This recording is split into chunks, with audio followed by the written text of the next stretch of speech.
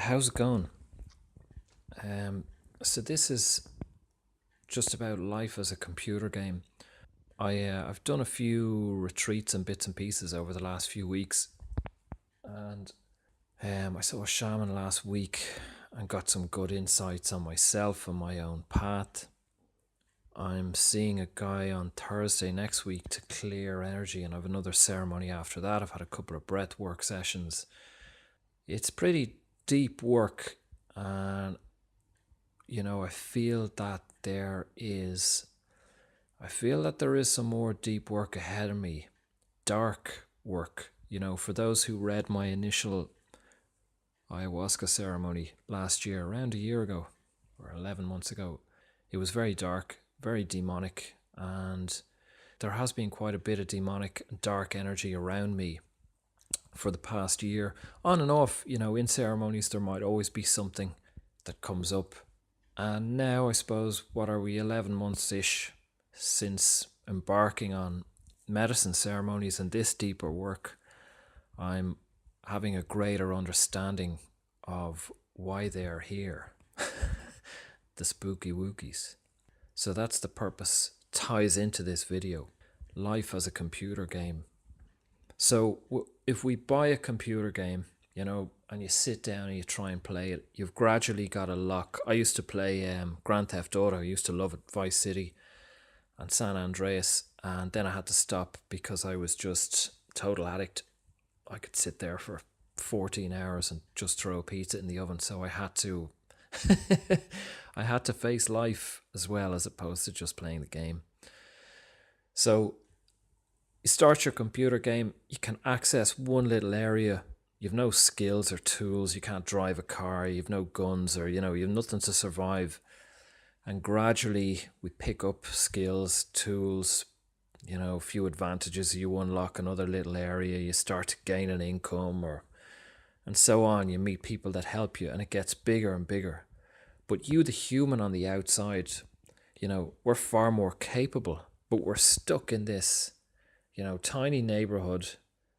We're thinking, like, I can't fly a plane yet, I can't get a car yet, I have no guns yet, I can't survive, no income, I can't do this, I can't do that because I don't have this or that.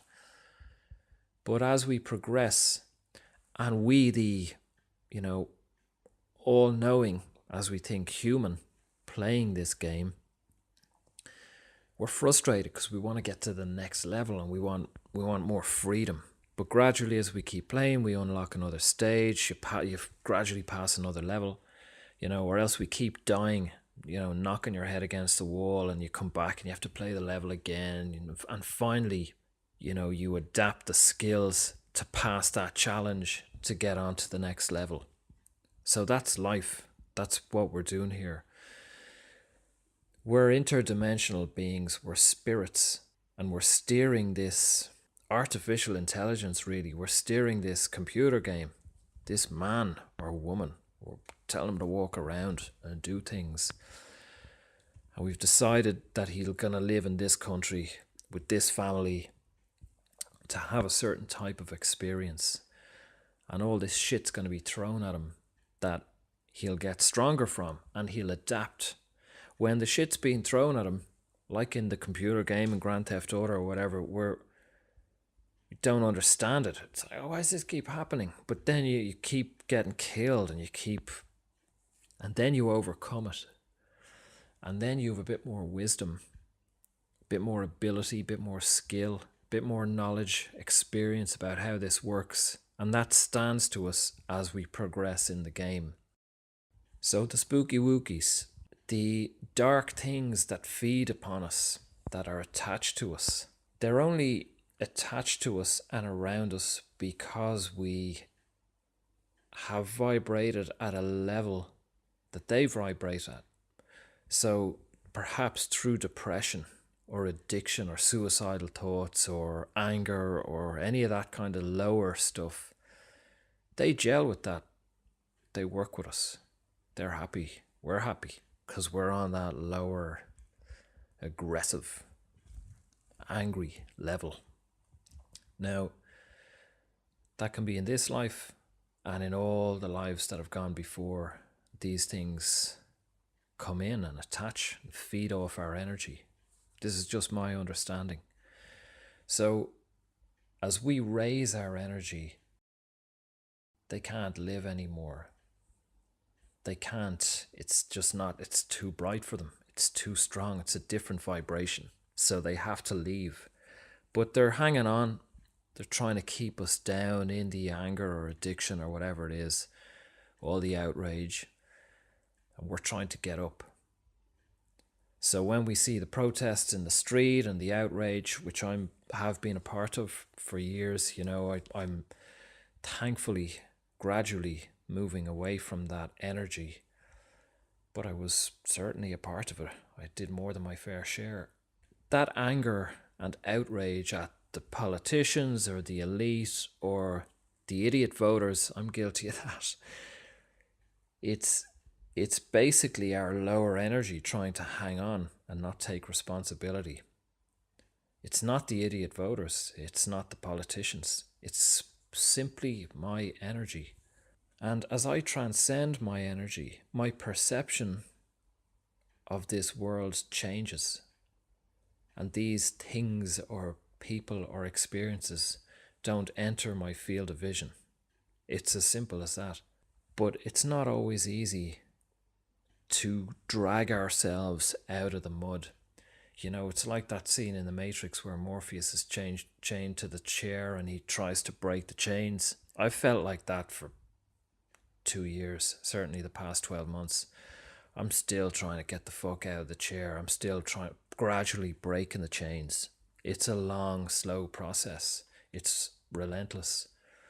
And it takes integrity and it takes drive, an unmerciful drive to demand to be free, to not settle for anything less. If it kills me, I still seek freedom, to be higher, to inhabit my purpose, to inhabit who I am. So to wrap up on the spooky wookies in the game, in the game, the computer game, the bad guys come after us and they make us stronger because we have to learn tactics to overcome them. We have to get faster and quicker, think faster, use the controls faster. We have to think, we have to find ways around them. In this life, the spooky wookies, the demons, the reptilians, whatever you want to call them, whether you believe in them or not, perhaps they're just a manifestation of our own subconscious, that we have created them and painted them in these garish colours or these faces that we might see, or else maybe they're real. I don't know. It doesn't really matter. But I do realise more and more now that they are here to teach me.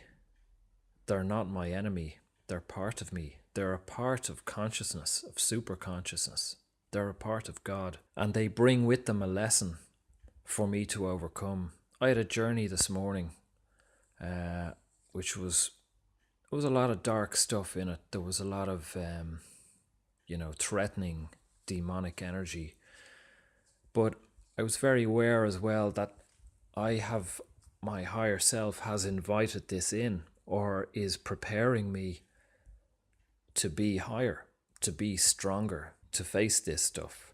So how do we become a good warrior? Only by battles, not by sitting at home and thinking I'm a good warrior, but by actually getting in the war, getting in the ring and learning skills and facing other soldiers and other warriors and being cut and being scarred and being killed and coming back again and again. I'm facing another layer of darkness, but it's not fun. But on the other side of it is more experience and freedom and release, and another higher level of love, because the purpose is not to be angry at these things or these experiences or aggressive. The purpose is to be a higher energy, is to be light.